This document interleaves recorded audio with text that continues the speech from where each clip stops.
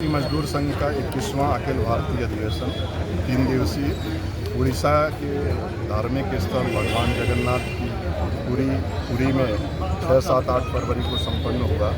यहाँ 5 प्रस्ताव पास हुए। एक तो इस देश के सभी श्रम कानून बिना किसी अपवाद के सभी श्रमिकों पे निर्विवाद रूप से लागू हो, सार्वभौमिक रूप से लागू हो और अंत्योदय की भावना साकार हो।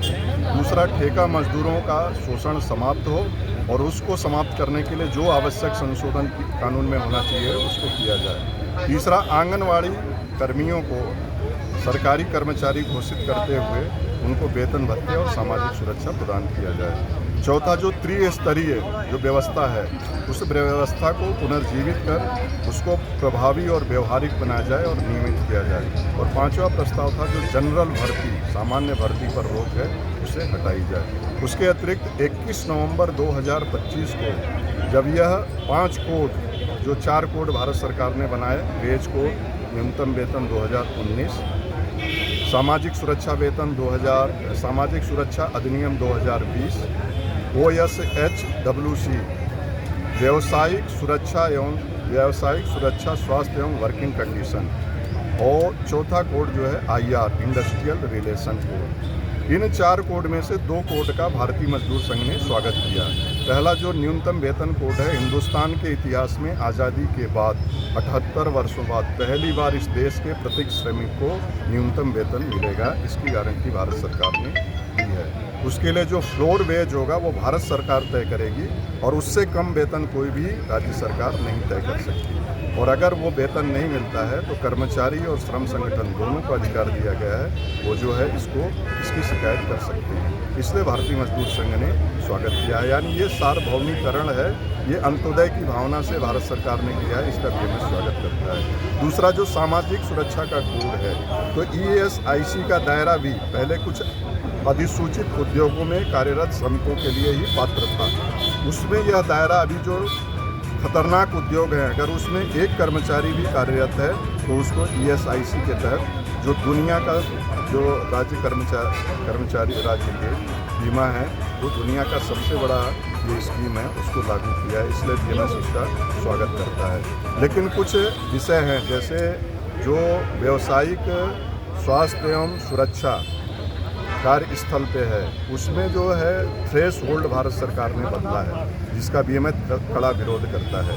जैसे पहले फैक्ट्री एक्ट के तहत जहां 10 श्रमिक बिजली के आधार पर चलने वाला फैक्ट्री इकाई है तो 10 श्रमिक भी है तो उस पर भी ये कानून लागू होते थे। अभी उसको थ्रेश होल्ड बढ़ा के 20 कर दिया। जहां बिजली से नहीं है वहां 20 से 40 कर दिया। तथा संविदा और ठेका मजदूरों के लिए पहले 20 कर्मचारियों की बाध्यता थी। अगर 20 है तो ठेकेदार को लाइसेंस लेना पड़ता था। अभी उस थ्रेश होल्ड को उसने 50 कर दिया। दूसरा, कोई औद्योगिक इकाई बंद करना है तो सरकार से उसकी अनुमति लेना पड़ता था, उसमें थ्रेश होल्ड जो है 100 से 300 कर दिया है। उसके अलावा जो स्टैंडिंग ऑर्डर लागू होता था 100 श्रमिक पे, उसको भी 300 बढ़ा दिया।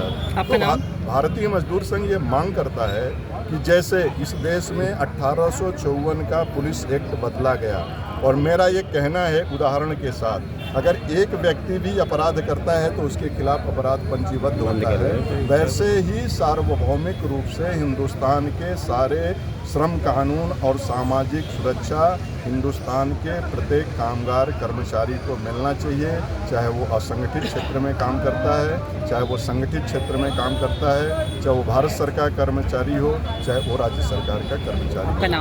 सामाजिक सुरक्षा के क्षेत्र में एक विषय थोड़ा सा और जोड़ना चाहूँगा कि भारत सरकार ने एक अच्छा काम किया है। जो गिग वर्कर हैं, गिग वर्कर आपने देखा होगा, ओला, उबर और जो जोमेटो के 15 मिनट के लोग पीछे बड़े बड़े थैला लटका के चलते हैं, उनका कोई नियोक्ता नहीं होता है। भारत सरकार ने पहली बार उनको ESIC से सामाजिक सुरक्षा से जोड़ा है, उसका भारतीय मजदूर संघ स्वागत करता है।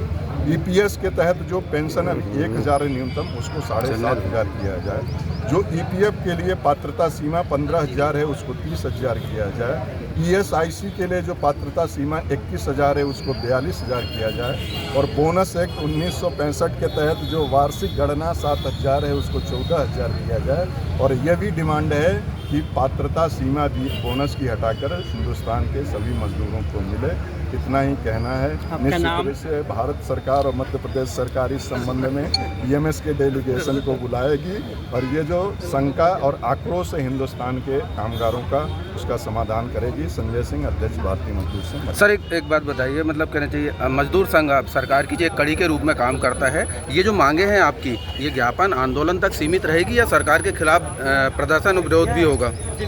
मैं आपको स्पष्ट रूप से बताता हूँ, भारतीय मजदूर संघ एक गैर राजनीतिक संगठन है और रिस्पॉन्सिबल कोऑपरेशन के आधार पर काम करता है। स्थापना के कालखंड से ही बीएमएस की ये रीति नीति रही है कि कोई भी सरकार जितना मजदूरों के पक्ष में, उद्योग के पक्ष में काम करेगी, बीएमएस उतने ही परिमाण में, उतने ही अनुपात में सरकार के साथ सहयोग करेगा।